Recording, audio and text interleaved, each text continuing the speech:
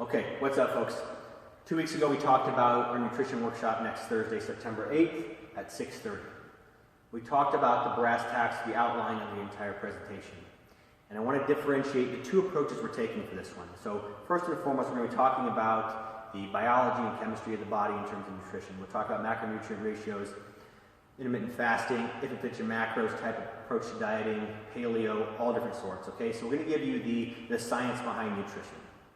And though that is all important, that's well and good, there's a whole other element of this that I really want to dig into a lot, and we'll spend at least half the time focusing on, and that's the implementation of these ideas. Another way to say that is, quite simply, it's behavior change. I deal with people all the time who come in and they said, I have tried every diet and none of it works, okay? And we're going to talk to why that is. Some estimates have up to 95% of diets not working. Not only not working, but people putting weight back on after they've already lost the weight. And the main reason why that is people rely solely on willpower. They think willpower is the distinguishing factor in how you get something changed, a behavior change. And I'm here to tell you that that's nonsense. So a good portion of what we're talking about is the fallacy of willpower. Okay? Let's get into that a little bit more. We know that 95% of diets don't work. That's on the high end. And most people put that weight back on after they lose it. Okay? We also know that the mind is always in two states. It's either avoiding pain or seeking pleasure. We know what we should do. If you've got 20, 30, 40, 50 pounds to lose, or you're somebody who maybe doesn't have as much weight to lose but knows you need to be getting workouts in, or when it comes to quitting smoking or quitting alcohol, we're just talking about behavior change at any level. We know what we should do. So the question is, why don't we do it? Right? And knowing that at every point in time, your mind is either avoiding pain or pursuing pleasure, what basically happens is this. Even if we don't like where we are, the pain of going through the process to get the end result seems greater than where we currently are. So we do nothing until we experience what we call a threshold moment. I'll give you a great example of a threshold moment. I had a client a couple of years ago. She was in her mid-40s. She had been putting weight on for about 20 years. Okay, slowly but surely, just adding the weight on. And she knew she had to do something about it, and she was always going to, right?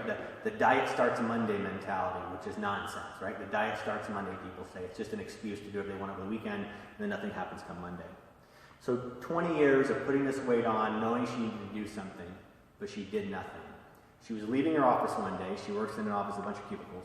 As she was walking out the door, a delivery guy's coming in, a UPS guy's coming in. He asked for her by name. He asked her coworker, where does this woman's desk at? They didn't see her, but she could hear them. The coworker said, she's the big gal down at the end of this cubicle room. So imagine hearing that. She heard this and it was her worst nightmare come true. That was a massive threshold moment for her. So she comes in, she starts a diet, she starts training. What happened is, a threshold moment happens when the pain we are in now doesn't seem as bad as the pain to get to the end result. So that balance is shifted. She's now pursuing the pleasure of having her ideal body or how she wants to feel, as opposed to being stuck in the pain of her current moment. And so this can be used as positive motivation. The problem is, once that pain from that incident slowly wears off, all she's left with, if she develops no tactics and strategies, all she's left with is willpower. And willpower will lose every time. It's not just about willpower. You have to change the underlying fundamental beliefs about who you are and what you want to become. Okay? So we're going to get into that. Another way I like to explain this is purely using willpower to fight off anesthesia. Here's a great example. If you ever undergo a major surgery, they're going to put a mask on you, a doctor's going to put a mask on you, and they're going to pump chemicals into your brain, basically, and that puts you out. Thankfully, we need it in that moment. So what happens is they'll put the mask on you and they'll tell you to count to 10. And you might go 1, 2, 3, and you probably won't get to 4, almost never get to 5. Now, I don't care how much willpower you think you have. If you laid in that environment and said, I'm going to get to 10 no matter what, it's just not going to happen. You're fighting a chemical reaction in your brain that no amount of willpower can overcome. So here's what's interesting about that. Research has shown that sugar has the same impact on opioid pathways in the brain that the heroin does. We also know that, according to functional MRIs, we see the same brain activity when we take in sugar as we do when we take drugs. So there's a chemical imbalance in the brain caused by certain foods that just relying on willpower alone is not going to do the job. What we need to do is develop tactics and strategies that are going to get us through those times of willpower. What chronically happens, and you might be in this boat if this is something you've tried for years to do, people come to me all the time and say, I've tried everything, it doesn't work. And here's what's happening. Here's what's happening over time. You start a diet and you fail. You start a diet and you fail, and you keep putting weight on. What's happened over many, many years is you've broken your word to yourself so many times, you no longer have any belief that it's actually possible.